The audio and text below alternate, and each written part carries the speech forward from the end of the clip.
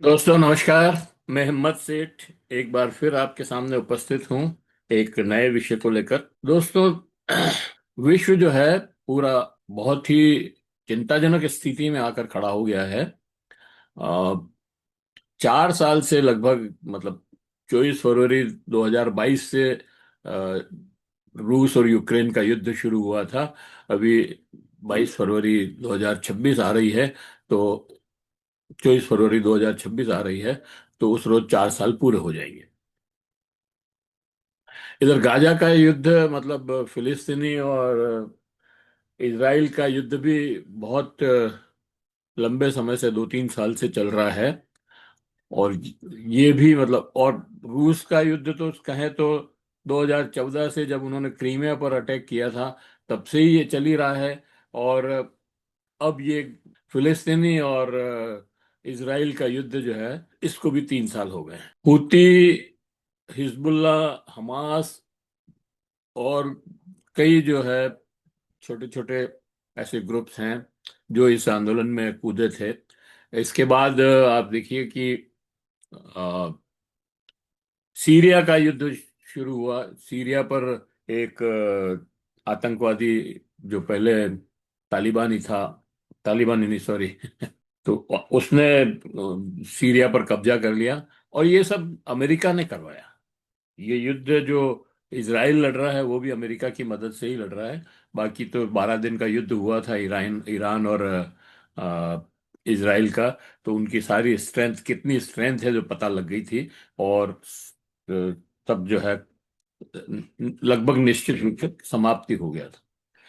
वो तो संयुक्त राष्ट्र अमेरिका ने बीच में पढ़ करके उसको युद्ध को रुकवाया।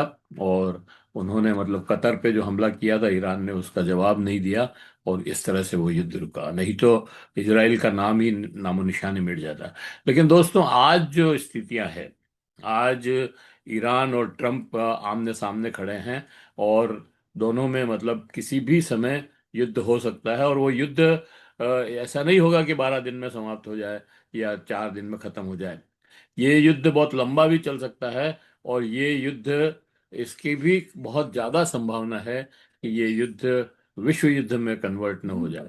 क्योंकि इसमें एक तरफ अमेरिका है, और अमेरिका नाटो का वो है। तो नाटो के 32 देश उसको सहयोग करेंगे। तो यूरोप के 32 देश उसके साथ जुड़ जाएंगे, अगर 30-32 देश कनाडा सहित। तो और इधर रूस, चीन और दक्षिणी कोरिया और मुस्लिम कंट्री जितने भी हैं, अगर वो सब जुड़ गए तो 52 देश वो भी होते हैं। मतलब बहुत बड़ा एक नरसंहार शुरू होने वाला है। और ये अगर नहीं टला भी तो बहुत ही मुश्किल पैदा कर सकता है। ये जरूर है इसमें कि अमेरिका ने ईरान को चारों तरफ से घेर लिया है। उसके जो नेवल विंग के जो युद्धपोत थे, जहाज जहाज जिस पे इंजन, ये हवाई जहाज भी थे, उनको लॉन्चिंग पैड की तरह काम में लेते हैं। वो चारों तरफ से अमेरिका को, ईरान को घेर लिया है। ईरान ने भी तैयारी पूरी कर रखी है। उसने भी मिसाइल्स शहर बना रखा है, पूरा मिसाइल शहर। और उसका जो है एक बार सोशल मीडिया पर उसके दर्शन दिखाया था कि किस तरह से उन्होंने कितने अंडर ग्राउंड एक पूरी सिटी बना रखी है जिसमें वो मिसाइलें बनी हुई लगी हुई है। और वो किसी भी समय, और काफी दूरी तक की मिसाइलें हैं उनके पास। इसराइल को तो वो मन चाहे जब खत्म कर सकते हैं। और जितने भी नॉर्थ, ये मिडिल ईस्ट में जितने भी अमेरिका के ये बेसिस बने हुए हैं, एयर बेसिस, उनको भी समाप्त कर सकता है। कतर पर उसने हमला करके दिखा दिया था कि हमारी स्ट्रेंथ क्या है। इजराइल पर हमला किया, कतर पर हमला किया।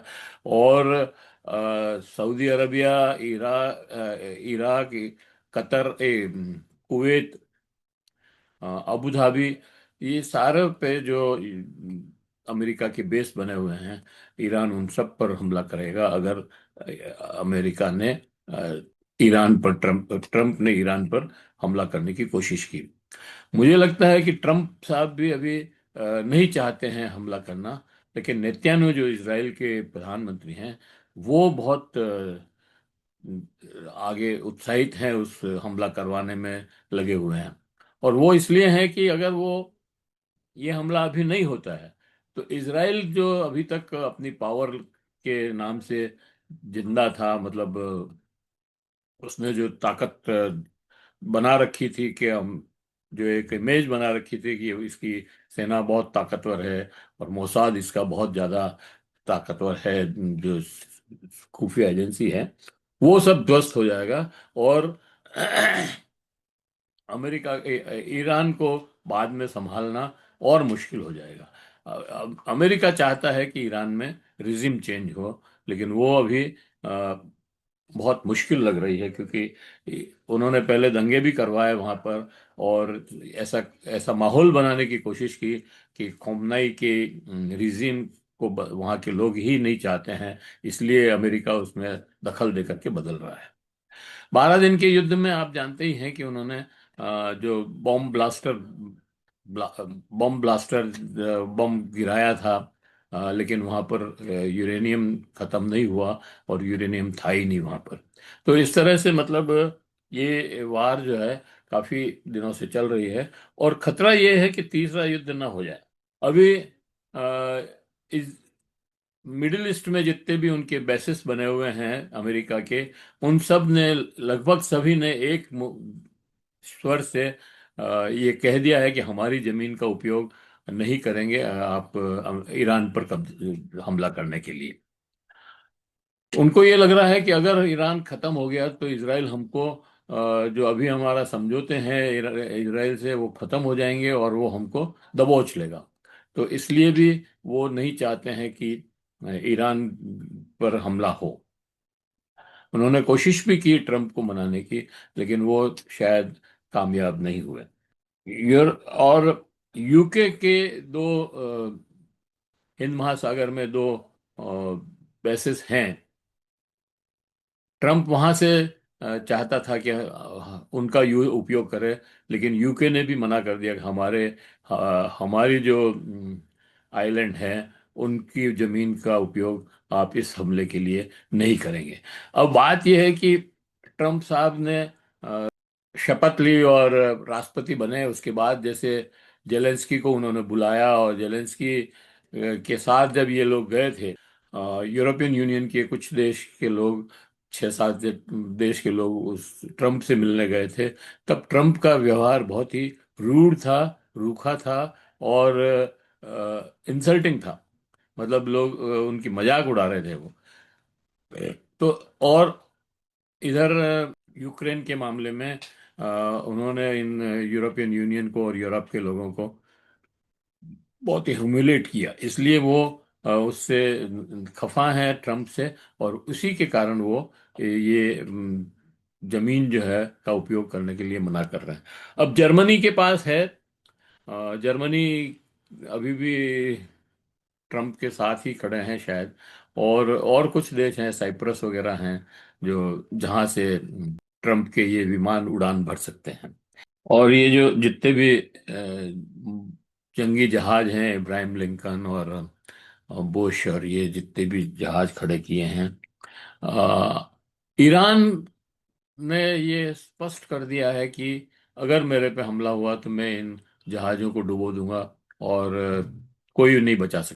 उनकी जो मिसाइलें हैं, जो लोग समझते हैं इसमें, और जो लोग जानकार हैं, वो ये कहते हैं कि इन मिसाइलों को रोकना बहुत मुश्किल है। इसलिए ये ट्रंप, अगर ईरान इनके जहाज को डुबो दे तो कोई आश्चर्य नहीं होगा।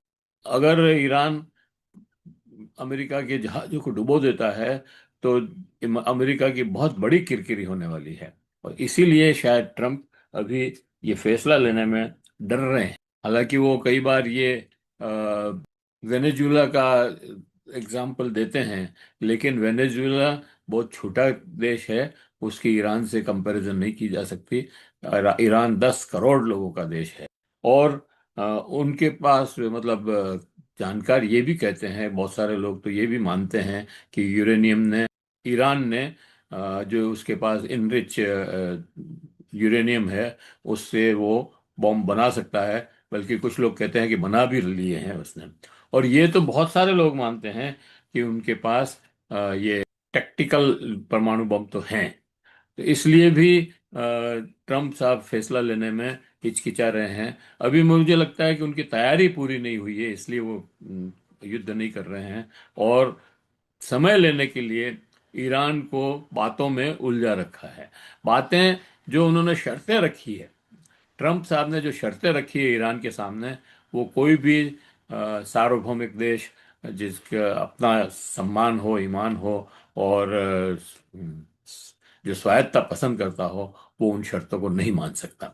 उन्होंने अणु बम की तो ठीक है, लेकिन परमाणु बम नहीं बनाएंगे ये शर्त तो ठीक है, चलो वो ईरान मान भी ले। लेकिन मिसाइल प्रोग्राम को बंद करने की बात कहना उनके लिए, मतलब को मान लेना असंभव से भी ज्यादा। आपने तेल पे पहले ही प्रतिबंध लगा रखे हैं, वो कह रहे हैं हमारे प्रतिबंध खोलो पहले, उसके बाद बात करेंगे। तो अभी बातचीत चल रही है, लेकिन उसका कोई सार निकलने वाला नहीं है। और हो सकता है कि ये उधर नॉर्थ कोरिया भी, चीन और रूस तो पीछे से सपोर्ट कर ही रहे हैं, उनकी इंटेलिजेंस और वो सारी चीजें है ही।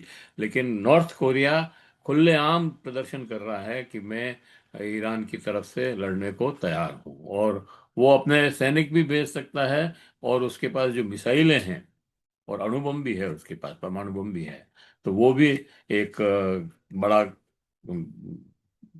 प्लेयर जो है इस खेल में हो सकता है। तो ये सारी चीजें हैं। लेकिन इसमें एक बात जो खास है वो ये है कि इन सब युद्धों के इस स्थिति में भी संयुक्त राष्ट्र संघ कहीं पे भी नजर नहीं आ रहा है। संयुक्त राष्ट्र संघ, ये बात सही है कि संयुक्त राष्ट्र संघ के पास कोई ऐसी ताकत नहीं है कि वो ऐसे युद्धों को रुकवा सकें। लेकिन वो दोनों सबको एक टेबल पे बिठा करके बातचीत तो करवा ही सकता है, और कुछ परिणाम निकल सकते हैं। खैर, देखते हैं अब क्या होता है। इस वीडियो को हम यही समाप्त करते हैं, और आशा करते हैं कि आपको ये वीडियो पसंद आया होगा। पसंद आया हो तो लाइक करें, फॉरवर्ड करें, और लोगों को भेजें। और अगर अभी तक भी आपने हमारे यूट्यूब महावीर समता संदेश को सब्सक्राइब न किया है तो सब्सक्राइब कर लें, बेल आइकन दबाना न भूलें।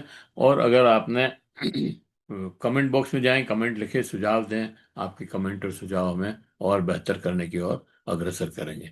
जय हिंद, जय भारत। मिलते हैं फिर किसी और वीडियो के साथ।